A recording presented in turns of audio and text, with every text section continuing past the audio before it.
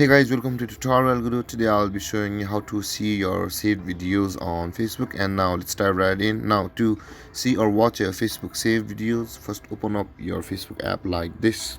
From over here guys, at the top right corner of the screen you can see the three lined icon available just below the messenger icon. Tap on that three lined icon like this, and over here guys, when we scroll down you can see the saved icon or the saved button available for us just beside the pages tile. So let's tap on that save tile like this, and over here guys you will be able to see all of your saved videos and items on your Facebook account. Over here you can see these are all the videos I have saved on my Facebook. And guys, this is how you see your saved items on your Facebook account. And if you have any confusions or questions regarding the topic, feel free to comment in the comment section below, and don't forget to like, subscribe and hit that bell icon for more videos. Thank you for watching guys. Peace.